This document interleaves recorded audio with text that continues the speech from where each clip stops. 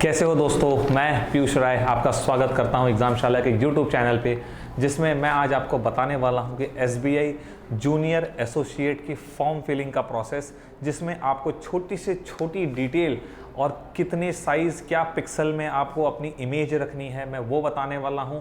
साथ ही साथ आपको कौन सी वेबसाइट से फॉर्म भरना है मैं ये भी बताने वाला हूं, और बहुत ही नीट एंड क्लीन प्रोसेस से अपने फॉर्म भरना सिखाऊंगा मैं आपको कि कभी भी आप किसी भी फॉर्म भरने में गलती ना करें। फॉर्म भरने से पहले कुछ बेसिक डिटेल्स पे अपने ध्यान रखते हैं कि कौन कौन बच्चे इस पे फॉर्म को अप्लाई कर सकते हैं।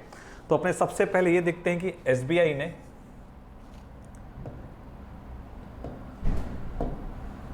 देखिए, सबसे पहले हम ये डिसाइड करते हैं कि एसबीआई जूनियर एसोसिएट की कितनी पोस्ट आई है। 8,283 पोस्ट आई है। ठीक है, ये ऑल ओवर इंडिया लेवल पे पोस्ट है। आप अपने अपने सर्कल पे की जाके देख सकते हैं नोटिफिकेशन डाउनलोड करके कि जयपुर सर्कल में कितनी है, अहमदाबाद सर्कल में कितनी है, और क्या क्या उस सर्कल्स के क्या क्या रिक्वायरमेंट्स हैं। ठीक है, अब दूसरी, फॉर्म भरने की तारीख कब से स्टार्ट हो रही है। 11, ठीक है, 17/11/2023 से फॉर्म भरना स्टार्ट हो गया है, और लास्ट डेट कितनी है देखिए, 7 दिसंबर 2023 को इसकी लास्ट डेट है। साथ ही साथ देखिए, एजुकेशन क्वालिफिकेशन में क्या बोला गया है कि आपकी मिनिमम ग्रेजुएशन होना कंपल्शन है। साथ ही साथ 31/12/2023 से पहले आपकी जो ग्रेजुएशन की डिग्री आपके पास आ जानी चाहिए। ठीक है, इसके बाद आगे देखते हैं कि एज क्राइटेरिया क्या है। देखिए, एज क्राइटेरिया में क्या है, 20 से 28 साल तक है। जैसे आपको पता है गवर्नमेंट रिलैक्सेशन देती है +3 year for OBC, +5 year for SC और एसटी कैटेगरी के लिए। साथ ही साथ एक और चीज़ बता दें आपको, रिलैक्सेशन के फॉर्म पे 10 ईयर्स, ठीक है, +10 ईयर्स पीडब्ल्यूडी कैंडिडेट्स के लिए, और +10 ईयर जो जुडिशियली सेपरेटेड डाइवोर्स्ड वुमेन है उनके लिए भी। ठीक है, और प्लस आप एक्समैन सर्विस के लिए भी लगभग 10 साल के एक्सपीरियंस की रिक्वायरमेंट होती है। क्लियर हुआ। अब यहाँ पर हम आगे बढ़ते हैं। अब मैं यहाँ पे आपको बेसिक डिटेल्स मैंने लगभग सब कुछ बता दिया है। अब मैं आगे बढ़ता हूँ फॉर्म भरने की प्रोसेस पे। देखिए, फॉर्म भरने से पहले आपको ये बता दूँ कि फॉर्म एसबीआई का आप भर रहे हैं तो कुछ चार्जेस होते हैं। तो चार्जेस में अगर आप देखेंगे, ठीक है, चार्जेस में आप देखेंगे तो जनरल, ओबीसी और ईडब्ल्यूएस के लिए कितनी है, 750। एससी एसटी क्राइटेरिया के लिए क्या है, 0। ठीक है, 0 फीस है। आगे आपको क्या क्या डॉक्यूमेंटेशन की रिक्वायरमेंट होती है मैं आपको बताता हूं अभी। देखिए, एक होती है हैंड रिटन डिक्लेरेशन की, दूसरी होती है सिग्नेचर की, तीसरी लेफ्ट थंब एक्सप्रेशन की, चौथी फोटोग्राफ की। पिक्सल या साइज ध्यान रखें किस हिसाब से रहे। 52 KB क्या होनी चाहिए, 50 KB to 100 KB आपकी हैंड रिटन डिक्लेरेशन होनी चाहिए। और हैंड रिटन डिक्लेरेशन में क्या है, ध्यान से देखिए, मैंने एक छोटा सा यहाँ पे एक हैंड रिटन डिक्लेरेशन आपके लिए लगाया हुआ है। ठीक है, आप देखेंगे यहाँ पर क्या लिखा है कि जो भी एक ब्लैंक पेपर होना चाहिए, साथ में ब्लैक इंक होनी चाहिए। ठीक है, ब्लैक इंक से आप लिखेंगे ये सारी चीज़ें। और यहाँ पे क्या लिखेंगे, हैंड रिटन डिक्लेरेशन में सबसे पहले आई, जो भी आपका नाम है, इसके बाद डेट ऑफ बर्थ लिखेंगे। Here bye declare that all the information submitted by me in the application form is correct, true and valid. I will present the supporting document and when it's required. इसी हिसाब से आपकी hand written declaration लिखी होनी चाहिए, और इसी को जो आपके ब्लैंक पेपर पे आप लिखेंगे उसी को आपने को कॉपी, उसी को फोटो लेके अपलोड करनी है। सिग्नेचर नॉर्मल होनी चाहिए, कैपिटल लेटर में सिग्नेचर नहीं होनी चाहिए, नॉर्मल लेटर में आपकी सिग्नेचर होनी चाहिए। ध्यान रहे बच्चों, हमें वही सिग्नेचर करना है जो हम वहाँ सेंटर पे रिपीट कर सकें। ठीक है, कोई ऐसी सिग्नेचर मत करिएगा जहाँ पर आपको रिपीट करने में प्रॉब्लम आए। लेफ्ट थंब एक्सप्रेशन मतलब सीधा लेफ्ट थंब का कोई भी इंक पैड होता है, उसमें लगा के लेफ्ट थंब का आप फिंगरप्रिंट, लेफ्ट थंब की फोटो अपलोड कर सकते हो। साथ में फोटोग्राफ आपकी, ठीक है, 20 से 50 KB में आपकी साइज फोटोग्राफ की। तो ये कुछ बेसिक रिक्वायरमेंट्स होती हैं जो उससे आपको फॉर्म भरने में बीच में प्रॉब्लम ना आए। आप पहले ही सब चीज़ों को सेटअप कर लें तो ज़्यादा अच्छा रहता है। अब आगे बढ़ते हैं। देखिए बच्चों, फॉर्म कैसे भरना है, ऑथेंटिक वेबसाइट से पहले ये देखते हैं। सबसे पहले हमें क्या करना है, लैपटॉप में जाएंगे, क्रोम आप ओपन करेंगे। ठीक है, क्रोम ओपन करने के बाद वहाँ पे सर्च बार पे क्या लिखेंगे आप, SBI करियर, ठीक है, SBI करियर्स करके आप लिखेंगे जैसे मैंने यहाँ पे लिखा था, और जो सबसे पहला ओपन हो गया था होम करियर SBI करके। क्लियर हुआ? जैसे ही आप खुलेगा उसको आपको क्लिक करना है। क्लिक करते ही अगला जो प्रोसेस है, अगला जो यानी विंडो है, वो ऐसा कुछ दिखेगा। उस विंडो के जो लेफ्ट हैंड के टॉप कॉर्नर पे होगा, वहां पे लिखा होगा लेटेस्ट नोटिफिकेशंस। क्लियर? उसमें देखिए सेकंड नंबर का जो होगा उस पे आप जाके देखोगे तो वहां पे ऐसा लिखा होगा SBI clerk junior associate recruitment process, ठीक है। नीचे आप देखेंगे तो डाउनलोड एडवर्टीजमेंट है, उसके नीचे आप देखोगे तो अप्लाई ऑनलाइन है। क्लियर? Apply online. जैसे ही आप अप्लाई ऑनलाइन पे क्लिक करेंगे, अगला जो विंडो ओपन होगा वो इस तरीके से होगा, ठीक है। उस सारा जो होगा इस तरीके से ओपन होगा। अब यहां से हम अपना फॉर्म भरना स्टार्ट करते हैं। सबसे पहले हम सबसे पहले कहां क्लिक करेंगे? Click here for new registration. आप फ्रेश स्टूडेंट हैं, पहली बार रजिस्टर कर रहे हैं खुद को, या एग्जाम अप्लाई कर रहे हैं, तो सबसे पहले click here for new registration. जैसे ये काम होगा आपके सामने एक ऐसा बेसिक डिटेल का विंडो ओपन हो जाएगा। इस विंडो के अंदर आपको अपनी बेसिक डिटेल डालनी है, और डिटेल में क्या क्या डालनी है ध्यान रखें। जैसे मैं आपको बोलूं कि जैसे मेरा नाम क्या है, ध्यान से देखिएगा, राय पीयूष हरिशंकर, ठीक है, ये मेरा नाम है, ठीक है। हरिशंकर मेरे फादर का नाम है, पीयूष मेरा नाम है। क्लियर? ये मेरा नाम हो गया। अब फर्स्ट नेम में क्या लिखेंगे? आप अपना सरनेम लिखेंगे। अब ये याद रखें कि आप जब भी अपना नाम लिखेंगे, जैसे मेरा सरनेम है राय, RAI। क्लियर? राय के बाद मैंने क्या करना है कि आई के बाद मुझे स्पेस नहीं छोड़ना है। बच्चों ये ध्यान रखना है कि आई के बाद आपको स्पेस नहीं छोड़ना है। अगर आपने स्पेस छोड़ा तो आपको फॉर्म भरने में प्रॉब्लम आएगी, ठीक है। तो फर्स्ट नेम में राय लिखा, आई के बाद वापस स्पेस नहीं, कंफर्म फर्स्ट नेम लिखना है, सेम वही राय। फिर मेरा मिडिल नेम क्या है? पीयूष। लास्ट नेम क्या है? हरिशंकर। क्लियर हुआ? वापस से रिपीट कर रहा हूं, नाम के बाद स्पेस नहीं छोड़ना है, ठीक है। नाम के बाद आपको स्पेस नहीं छोड़ना है। अब आगे बढ़ें। आपका मोबाइल नंबर आपसे मांगा जाएगा, तो आप अपना जनरल जो भी मोबाइल नंबर है वो आप अपलोड कर दें। इसके बाद ईमेल आईडी आपसे मांगी जाएगी। अब देखिए ईमेल आईडी में आपका, जैसे मेरी ईमेल आईडी है जैसे राय एग्जामशाला, ठीक है, ये मेरी ईमेल आईडी है। अब जैसे ही आप ये पहली ईमेल आईडी डालेंगे, बीच में एक @ का सिग्नेचर होगा। इसके बाद देखिए बाजू में एक डोमेन नेम होगा। डोमेन नेम का मतलब ये होता है कि किसी, जैसे मान लीजिए मेरी जीमेल में आईडी है, आपकी याहू में हो सकती है, या फिर आप विंडोज़ में आपकी ईमेल आईडी हो सकती है। तो उसके लिए क्या है, डोमेन में आपको सेलेक्ट करना पड़ता है कि आप किसकी जीमेल आईडी यूज़ कर रहे हो। तो मैं यूज़ कर रहा हूँ जैसे जीमेल की, तो मैंने यहाँ पे डोमेन पे क्लिक करूँगा और जीमेल नीचे लिखा हुआ आ जाएगा और मैं उसको टिक कर दूंगा। जैसे ही उसको टिक करूँगा, अगेन वापस मुझसे पूछेगा कन्फर्मेशन योर ईमेल आईडी, और जैसे वापस से मेल आईडी डालूंगा, इस बार क्या करूँगा, राय एग्जामशाला @gmail.com में पूरा लिखूंगा, ठीक है।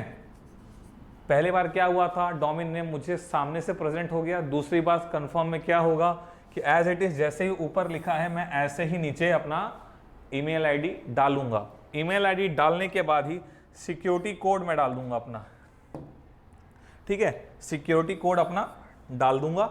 सिक्योरिटी कोड जो भी कैप्चा कोड आता है वो आप डाल दीजिए। उसको डालने के बाद जो अगला होगा सेव एंड नेक्स्ट, ठीक है, सेव एंड नेक्स्ट आप करेंगे। अब क्या होगा बच्चों, देखो जैसे ही सेव एंड नेक्स्ट आप करोगे तो आपके मोबाइल पे एक टेक्स्ट आ जाएगा और आपकी ईमेल आईडी जो आपने रजिस्टर की है उस पर एक मेल आ जाएगा कि आपने SBI जूनियर एसोसिएट की जो एग्ज़ाम है उसमें खुद को आपने रजिस्टर कर लिया है, ठीक है। आपके पास मैसेज आ गया, मेल आईडी आ गई। अब सेकंड पेज पे आप आएंगे तो वहाँ पर आपको बोलेगा कि अपनी फ़ोटो और सिग्नेचर अपलोड कर दो। बच्चों मैंने स्टार्टिंग में क्या बोला था कि आपकी जो फ़ोटो है वो 20 से 50 KB की साइज़ पे होनी चाहिए और एकदम क्लीन दिखनी चाहिए, ठीक है। जो आपकी सिग्नेचर है वो कितने साइज़ में होनी चाहिए, 10 से 20 KB की साइज़ में। क्लियर? 10 से 20 KB की आपकी साइज़ होनी चाहिए। अब वहाँ पर आप जैसे ही उस साइज़ को रिड्यूस करोगे, मेंटेन करोगे, आप ऑनलाइन आराम से कर सकते हो। कोई बहुत बड़ा रॉकेट साइंस नहीं है। आप आराम से गूगल पे जाके कर सकते हो अपनी साइज़ को, ठीक है। मेंटेन किया, जैसे ही आपने दो चीज़ों को सेट किया, आगे बढ़ गए, ठीक है। अब जैसे ही आगे बढ़े आप यहाँ पर, आगे बढ़ने के बाद जो सबसे इंपॉर्टेंट पेज है वो थर्ड पेज है, ठीक है बच्चों, क्योंकि सारी बेसिक डिटेल इंफॉर्मेशन यहाँ पर ही आपको पूछी जाती है। तो थर्ड पेज पे हम जैसे ही जाएंगे तो सबसे पहले हम सर्कल सेलेक्ट करेंगे, अहमदाबाद। क्लियर हुआ? अहमदाबाद। सपोज अगर मैं जयपुर का हूं तो मैं वहां पर, यहाँ पे एक छोटा सा एक टैब बार दिया है, उस पर टिक करोगे तो जयपुर आएगा, तो आप जयपुर सेलेक्ट कर लीजिए। सपोज मुझे महाराष्ट्र सेलेक्ट करना है तो मैं महाराष्ट्र कर लूंगा। तो जैसे ही मैंने अपना सर्कल सेलेक्ट किया अहमदाबाद, अब मुझे देखिए बच्चों सर्कल प्रेफरेंसेस पूछा गया, ठीक है, circle for allotment if selected. अगर मैं पास हो जाता हूं तो मुझे सर्कल प्रेफरेंस पूछा गया कि आप कहाँ पे अपना पोस्टिंग करवाना चाहोगे। जैसे अगर मुझे मान लीजिए अहमदाबाद में, तो मैं यहाँ पे एक अहमदाबाद और सेकंड मुझे चाहिए जयपुर, तो मैं जयपुर सेलेक्ट कर लूँगा। क्लियर हुआ? मैं अपने प्रेफरेंस के हिसाब से मुझे अपना सिलेक्शन के लिए सर्कल मिल सकता है। अब आगे बढ़ जाते हैं। मैंने ऑटोमेटिक यहाँ पे अहमदाबाद सेलेक्ट किया था तो यहाँ पे ऑटोमेटिक गुजरात आ जाएगा, ठीक है। अब एक कंडीशन और होती है कि local language for the proficiency test, ठीक है, यानी जो लोकल, जिसे अहमदाबाद है तो अहमदाबाद में लोकल लैंग्वेज तो गुजरात के अंदर आता है, तो गुजरात के अंदर लोकल लैंग्वेज क्या है? गुजराती। तो हम मुझसे क्या ये पूछ रहा है कि local language for the local language for the language proficiency test, ठीक है, इसको हम LPT के नाम से बोलते हैं कई बार। तो इसके अंदर ये पूछ रहा है कि हम जो लोकल लैंग्वेज है वो गुजराती है, वो ऑटोमेटिक सेलेक्ट हो जाती है गुजराती। आप मुंबई करोगे तो मराठी भी आ जाएगी। अब अगला कंडीशन ध्यान से सुने, do you have the 10th और 12 marks sheet certificate evidence of studying specified of local language. क्या आपकी 10वीं और 12वीं की जो मार्कशीट है उसके अंदर आपके जो लोकल लैंग्वेज है क्या वो सब्जेक्ट है तो यस करेंगे, नहीं है तो नो करेंगे। क्लियर? अब आगे बढ़ते हैं। कैटेगरी में अगर आप जनरल हैं, EWS हैं, OBC हैं, उस हिसाब से आप कैटेगरी सेलेक्ट कर सकते हो। अब सब कास्ट में, सपोज अगर जनरल होता, आप जनरल में हैं, ठीक है, अब सब कास्ट में आपकी कौन सी कास्ट होगी? सपोज अगर आप ब्राह्मण हैं तो आप ब्राह्मण लिखेंगे, अगर आप राजपूत हैं तो राजपूत लिखेंगे, ठीक है। तो उसी हिसाब से सब कास्ट में आप लिख सकते हो, ठीक है। अब आगे पढ़ते हैं अपने आगे, ठीक है। देखिए अभी आगे क्या बोल रहा है कि have you train apprentice of SBI, yes या नो। जैसे मैंने अप्रेंटिस अपने पीरियड नहीं किया है तो मैं नो कर दूंगा। अगर मैं यस करता हूं तो यहाँ पे स्टार्टिंग डेट और एंडिंग डेट मेंशन करना पड़ेगा।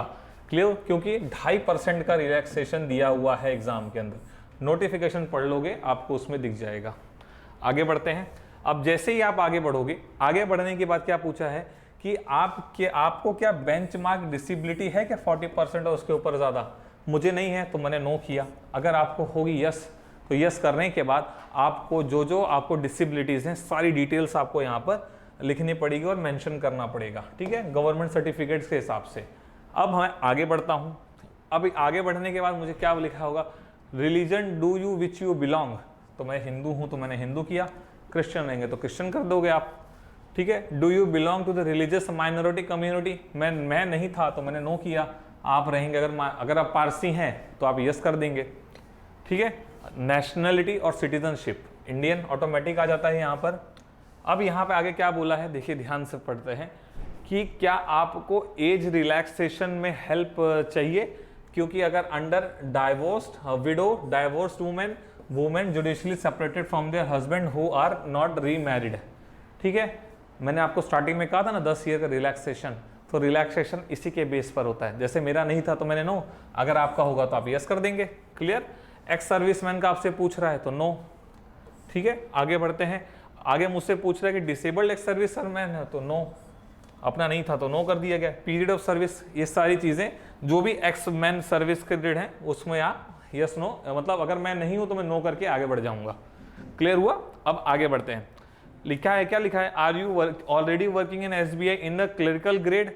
भाई काम कर रहे हैं तो फिर क्यों अप्लाई करेंगे? नहीं कर रहे तभी तो नो है, अपने नो करके आगे बढ़ जाएंगे। और मुझसे ये पूछ रहा है क्या कभी आप SBI में क्लरिकल ग्रेड पे सेलेक्ट हुए हो, क्या काम किया है? नो, नहीं किया है तो मैंने नो कर दिया। आगे क्या बोला? Do you have record of defaults in repayments of loan credit card dues and is against whose name adverse report of the CIBIL report और अदर एक्सटर्नल एजेंसीज।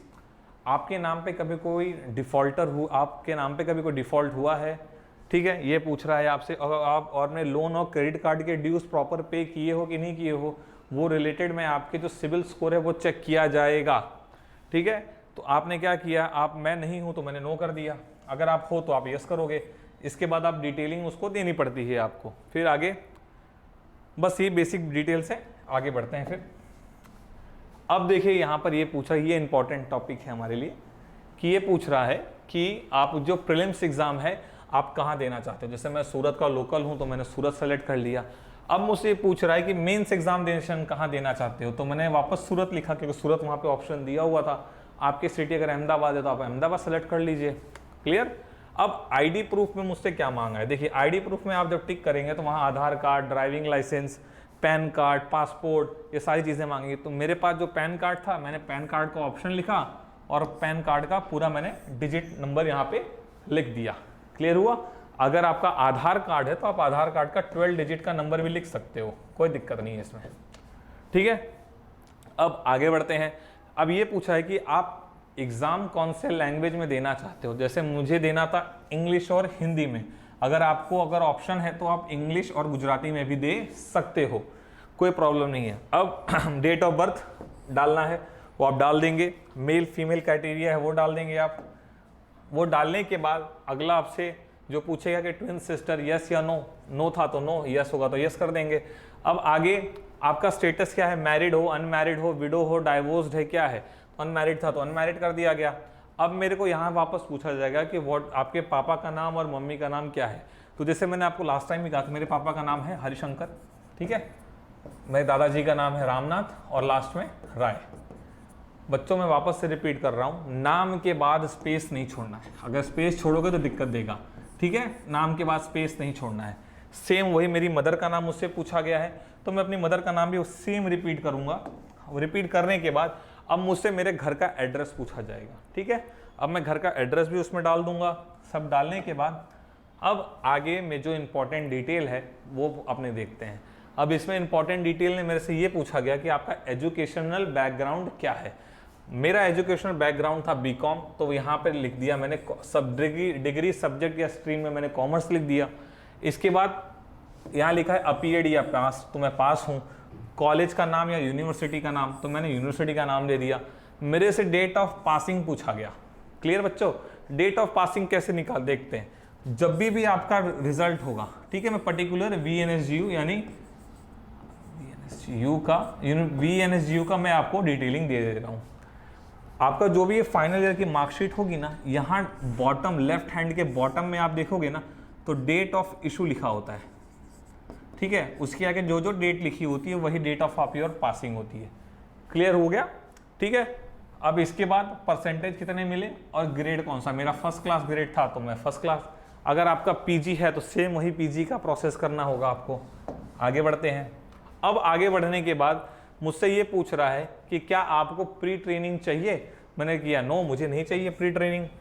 इसके बाद देखिए मुझसे लैंग्वेज पूछ रहा है कि आप कौन सा लैंग्वेज जानते हो, बोल पाते हो और पढ़ पाते हो। तो वहाँ पे गुजराती ऑटोमेटिक सेलेक्ट होगा। हाँ, तो गुजराती मैंने लिखा, मैं पढ़ सकता हूँ, लिख सकता हूँ और बोल सकता हूँ, ठीक है। आगे मैं हिंदी भी लिख सकता था और इसके बाद यहाँ पे इंग्लिश भी लिख सकता था, ठीक है। तो यहाँ पर आप ऑलरेडी जो जो आपको लैंग्वेज आती है उस हिसाब से आप टिक करके आगे बढ़ जाओगे, ठीक है। अब एक चीज़ याद रखना है, देखिए बच्चों, एक चीज़ मैं आपको वापस बता रहा हूँ, यहाँ पर ये चीज़ बहुत खास तौर पे ध्यान रखनी है आपको। सपोज आप फॉर्म भरते भरते इस लेवल तक, यानी ये अपने घर के एड्रेस तक आप आ गए, ठीक है। आने के बाद अब आपको ऐसा हो रहा है कि मैं चलो चेक तो कर लूँ मैंने सही किया है या गलत किया है। तो मैं यहाँ पे एक वैलिड योर डिटेल्स लिखा होता है, ठीक है, वैलिडेट योर डिटेल्स। मैं वैलिड योर डिटेल्स को जैसे ही टिक करूँगा, मैंने जितने भी यहाँ पे फॉर्म्स में यस नो किए हैं, ऑटोमेटिक वहाँ पर सारी डिटेल्स आना स्टार्ट हो जाएंगी। अगर मुझसे कोई भी कॉलम मिस हो गया होगा तो ऑटोमेटिक क्या होगा, वहाँ पे ऐसा रेड का सिंबल आ जाएगा। क्लियर हो बच्चों, रेड ऐसा करके सिंबल आ जाएगा। उस सिंबल का मतलब ये होता है कि ये मैंने जो ब्लैंक है प्रॉपर फिलअप नहीं किया है या फिर मैंने स्पेस छोड़ी है। रीज़न ये है, आप अगर सेव एंड नेक्स्ट करके लास्ट पेज तक पहुंच जाओगे ना तो आपका फॉर्म एक्सेप्ट नहीं होगा, आपको वापस से इस जगह पे लाके पटक देगा, ठीक है, यानी छोड़ देगा और आपको वापस से इस पे काम करना पड़ेगा। तो ये ध्यान रखना है, अगर वैलिडेट योर डिटेल्स में यस है तो ही आगे बढ़ेंगे, ठीक है। तो ये ध्यान रखना है आपको बहुत खास तौर पे। सेम वही अपने डिग्री के लिए भी वैलिडेट योर डिटेल्स करोगे, सेव एंड नेक्स्ट करोगे। अब आगे, अब आपके सामने एक फॉर्म ऐसा आ जाएगा कि आपने जो जो फॉर्म भरा है, डिटेलिंग डाली है, उस डिटेलिंग के अंदर क्या क्या आपने डाला है। तो जैसे मैंने लिखा था, ये मेरा हो गया रजिस्ट्रेशन नंबर, मेरा नाम हो गया, सर्कल हो गया, मैं कौन से स्टेट्स का हूँ और कहाँ पे अप्लाई किया है, ये सारी बेसिक डिटेल यस नो के फॉर्म पर आ जाती है, ठीक है। ये पूरा पेज आपके सामने खुल जाता है, ठीक। अब इसमें खास तौर पे ध्यान देने वाली कौन सी बात है आपको, आप जब लास्ट पर आओगे तो आपको ऐसे 3 चेक बॉक्स मिलेंगे, ठीक है। 3 चेक बॉक्स में पहले बॉक्स में लिखा होगा आई एग्री, ठीक है। दूसरे चेक बॉक्स में ऐसा लिखा होगा कि मैं फॉर्म अपने होश, मतलब क्या लिखा होगा कि I confirm that my name as filled by me in the application form exactly matches with my name in my ID proof. यानी मैं यहाँ पे डिक्लेयर करता हूँ कि जो भी मैंने नाम या डिटेलिंग भरी है, ठीक है, वो मेरी ID प्रूफ से मैच होगी, मैं खुद एक्सेप्ट करता हूँ। तो आप एक्सेप्ट करोगे, फिर यहाँ कंप्लीट करोगे, ठीक है, कंप्लीट योर रजिस्ट्रेशन।